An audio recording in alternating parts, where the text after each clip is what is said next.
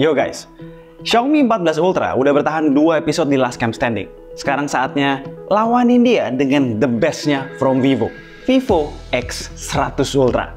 Kalau ada yang nanya, bang kenapa sih keluar videonya Last Cam Standing lama banget? Seperti kalian juga mungkin pada tahu ya, butuh beberapa update software supaya tuningan kameranya udah mulai settle. Masukin sebuah smartphone kecepatan ke Last Cam Standing itu sama aja bikin analisa gue salah. Karena itu berdasarkan firmware yang belum matang. So, gue rasa setelah 2-3 update firmware, udah siap lah X100 Ultra ini menghadapi Xiaomi 14 Ultra yang udah 5-6 kali update software. Alright, let's go. Menurut gue, dua smartphone ini adalah dua smartphone kamera terbaik untuk urusan fotografi saat ini. Itu udah menghitung kehadiran daily driver gue sekarang, Pixel 9 Pro XL. Tapi belum menghitung kehadiran iPhone 16 series yang baru aja launching, karena kita belum coba kan. Tapi dua smartphone ini benar-benar diperuntukkan untuk kebutuhan yang berbeda dengan target market yang berbeda pula. So, memilih antara keduanya itu subjektif banget. Vivo X100 Ultra cocok buat kalian yang mau jepret jadi, menghasilkan foto yang bagus, eye pleasing, almost every time, di semua lensanya, seolah diambil dengan kamera mirrorless. Sementara Xiaomi 14 Ultra capable untuk menghasilkan foto yang luar biasa bagus banget, nyeni dan berkarakter banget, dengan sedikit membutuhkan user input. Namun di beberapa situasi kalau kita nggak apa-apain bisa kurang oke hasilnya. Simpelnya, buat kalian yang paham kamera dan pengen sebuah hasil fotografi yang berkarakter, nyeni, Xiaomi 14 Ultra is the way. Tapi buat the rest, buat kalian yang lain, Vivo X100 Ultra pilihannya. Nih, gue kasih satu contoh ekstrim. Let's say kalian adalah tipe yang maunya point and shoot. Pakai Xiaomi 14 Ultra, mode warna Leica Vibrant, langsung jepret di kondisi backlight begini, hancur bro, gambar lu. Sementara di Vivo masih oke-oke aja. Tapi kalau kalian ubah ke Leica Authentic, pakai face metering, lalu underexpose minus 0,7 sampai minus 1, hasilnya itu bisa artsy, bisa berkarakter, bahkan berpotensi lebih baik dari X100 Ultra yang sering ambil approach overexposure. Dan kalau kalian berpikir, wah X100 Ultra di underexpose bisa lebih bagus lagi dong. Ya better kalau kondisi lighting begini, tapi tetap aja lebih dapat hasilnya Xiaomi.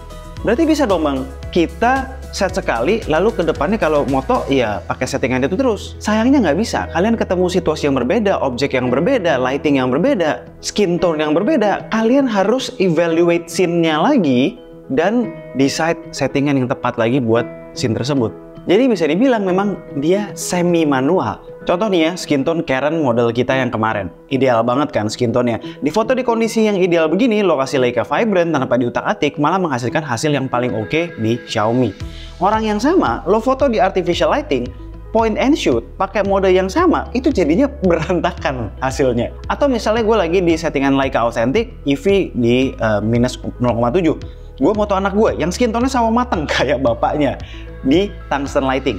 Bisa jadi nggak maksimal tuh kalau dibandingin EV 0. Sementara di Vivo, tinggal jepret aja.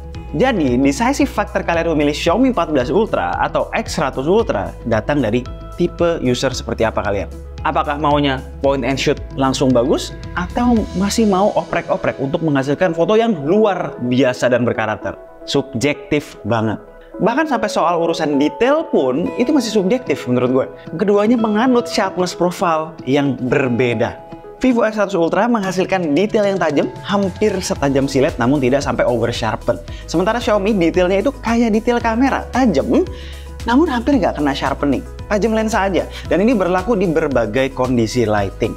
Dan gue paham ya, bakalan ada yang suka tajam banget di Vivo dan bakalan ada yang suka tajam ala kamera di Xiaomi 14 Ultra.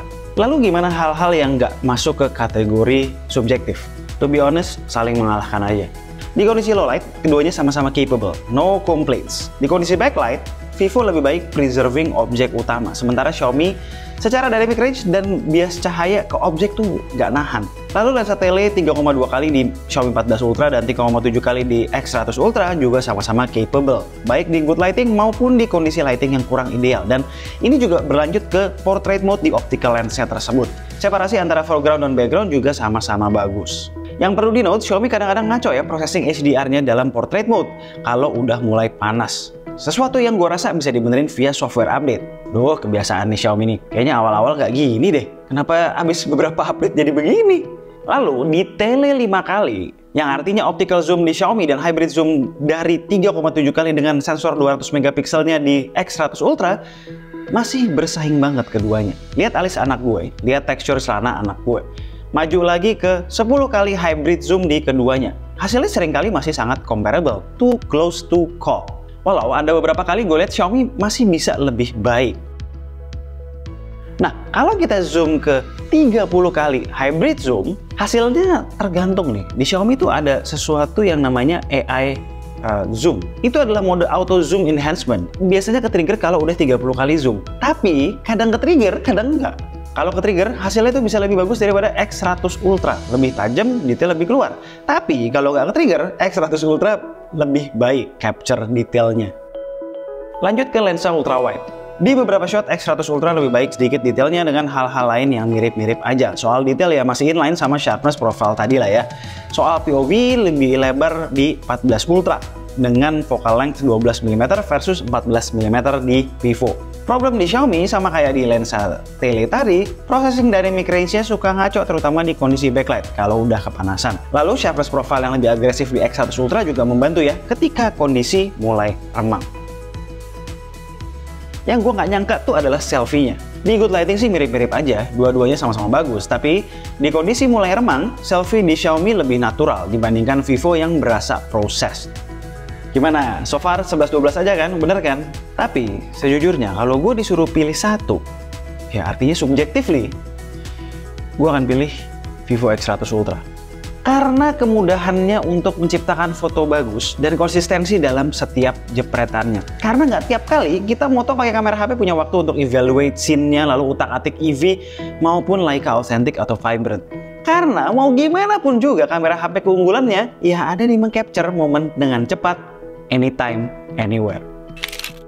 Sekarang kita masuk ke video. Nah, kalau soal video, keduanya bisa 4K 60 fps di semua lensa. Bisa gonta-ganti lensa juga pas recording.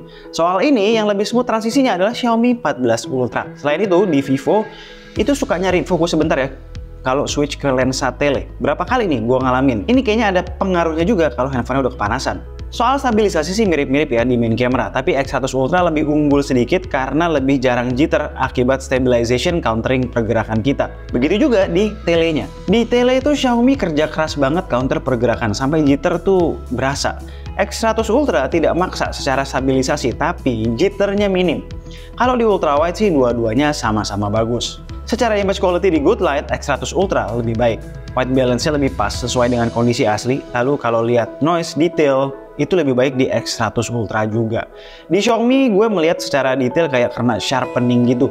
Sedikit lebih noisy juga. Tapi kalau kondisi pencahayaan udah turun, gue melihat Xiaomi lebih baik secara detail dan exposure. Kalau stabilisasi lagi-lagi mirip-mirip aja. Sekedar info, keduanya tidak ada yang sempurna soal video. Terutama kalau kondisi HP-nya panas.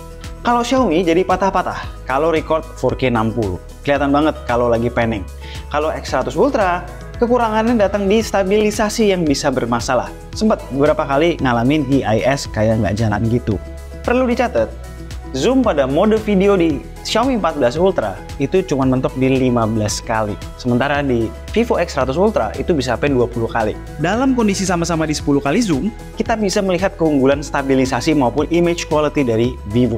Xiaomi udah getar-getar, jitter juga, noisy juga. Yang Xiaomi menang, surprisingly adalah video selfie di 4K 60 fps-nya.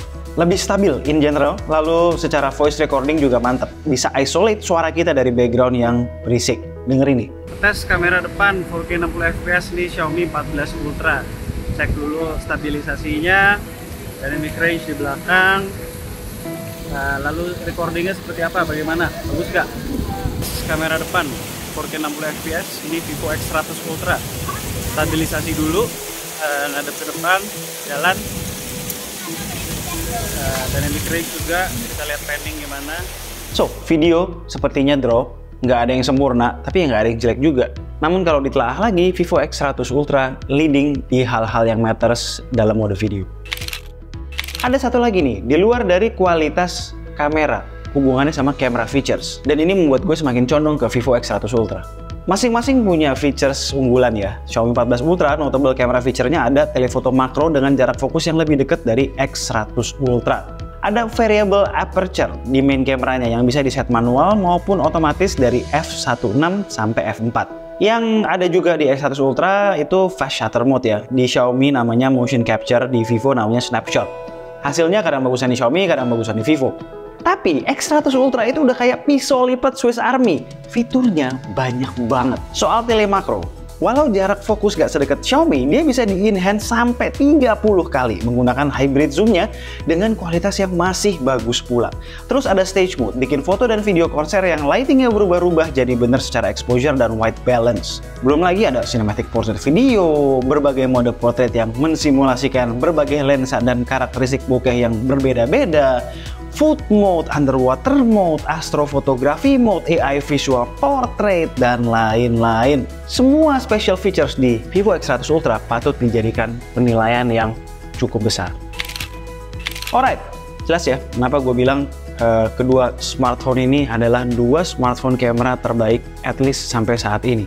Yang bisa memisahkan keduanya adalah subjektivitas. Dan subjektivitas gue leaning towards Vivo X100 Ultra.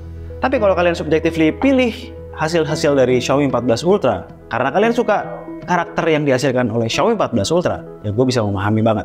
So, Vivo X100 Ultra menjadi jawara baru di Last Cam Standing. Dan soon bakal dilawanin sama Pixel 9 Pro XL dan tentunya iPhone terbaru, iPhone 16 Pro Max yang baru aja keluar. Sekian aja video dari gue kali ini. Gue Alessa and this is K2G. Tunggu racun-racun kami berikutnya. Ciao.